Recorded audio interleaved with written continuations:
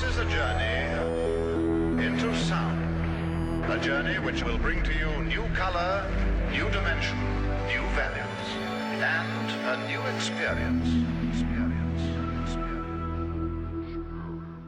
Music was, to me, growing up, the cultural glue. I could play with anybody from any cultural background. It didn't matter. If we believe in music, if we believe in the same thing, that to me is the ultimate truth. That thing that unifies you. You know, now what separates you? When I left Jersey, I went back to Miami, and that's when I started playing bass because there were too many guitar players. Every block had a band. So you would go to the garage where they're rehearsing and say, hey, can I join your band? I just got into town. We just moved into a block.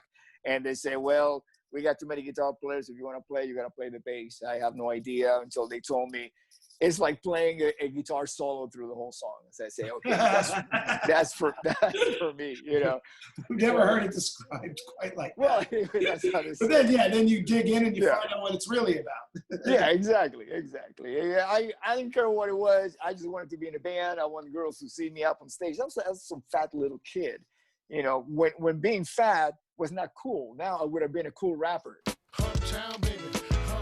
You know, with girls all over the place. But being a chubby little kid back in the 60s was like, no, you ain't happening. How harsh.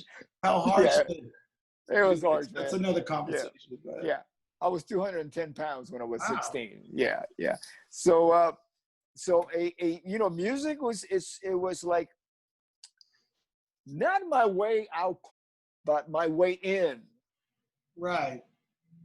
Into a world that I wanted to be a part of, because there were so many diverse, great people in that world. Hendrix, you had Led Zeppelin, you had the Beatles, you got the Rolling Stones, you had the Doors, you had the Beach Boys, you had, you know, Grand Funk Railroad, whatever. But even for you locally, because so you're back in Miami. Yeah. Had Jocko emerged yet? Because I mean, that people don't understand what the music scene in Miami, right in the 70s, let's say, with what was going on at the U of M and all the unbelievable musicians that came out of that. Yeah. Was that something you could feel and touch? I could breathe. Jocko was the local bass hero, and I thought, well, there's got to be 1,000 Jackos out there because this can't be the only one. You know? What are the chances of that? That's the thing, though. He was a guy you could see and touch. So exactly. Yeah. He was for real. You know, he was good 100 of them guys. Yeah, thousands. You know. Not only that, Will Lee was in the same circuit. A little, you know, like that whole Letterman band. I believe it wasn't Hiram Bullock was down there too. I think. Yeah, but it was Will Lee who actually I got to play at the same parties. His band, my band, because we had quinceañeras. Quinceañeras, like when the girl turns 15 in the Cuban culture, they throw a big party. Right. It's like a bat mitzvah. Yeah. Basically, same thing. Okay. So Will Lee's band always played with us. It was kind of like, you know, we were kind of like a little package deal. Were the Estefans around back then too, locally? They were more in a true Latin band, but they were like a little bit after me. Right, they came a little later. Yeah, I'm talking about 68, 69, top 70. We're talking locally right now. Like, locally, Will Lee's playing at so like weddings and stuff, right? Yeah, exactly. And casual. But you know, you could tell that not only was he a great singer, but also he was very schooled in music. And it turns out that his father was the dean of music at the University of Miami. So, you know, he got access to all the great musicians there to study from, you know, Jocko being one of them, because Jocko used to teach at the university.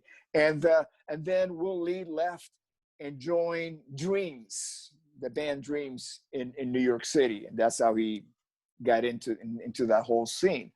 So I met Frankie Banali in 1972, my birthday. I have watched him perform with his band opening up for Bowie, Spiders from Mars tour. at a place called Pirates World. And I was really super beyond. This was in Miami. Impressed. Well, Fort Lauderdale, Florida. Hollywood, in the Yes, Hollywood area. Florida. Hollywood, Fort Lauderdale, Miami. You know, it was all like, Right. You cross the street and you're in a different town. Because Frankie's from the East Coast, right? Queens originally, and then we moved down to Florida. Okay. And Frankie was the first one to actually show me how to be part of a rhythm section, because before that I was just playing notes. I was just playing what I heard on the radio or on records. And so he's the one who, you know, taught me how to really communicate with the drums, you know. And I mean, to this day, that's my methodology. You know, when I look at a new piece of music, you know, I treat it as, what would Frankie and I do, basically? Even though it's the different styles of music that I get to perform on, it's kind of like a philosophy, you know, of the relationship between the drums and the bass, you know, rhythm section.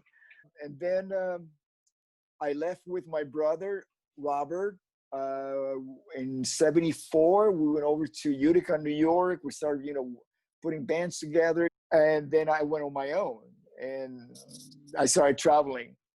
And then wound up in LA. Right before I wound up in LA, I was playing in the Midwest circuit with a band called Shatterstar, and somebody you might know, Bob Bartlett. You know Bob, Bob Bartlett, sure, yeah. Bob, he was our keyboard player, and Frankie was our produced drummer. the Black Sabbath reunion record that I mixed. Yeah, he did. Yeah.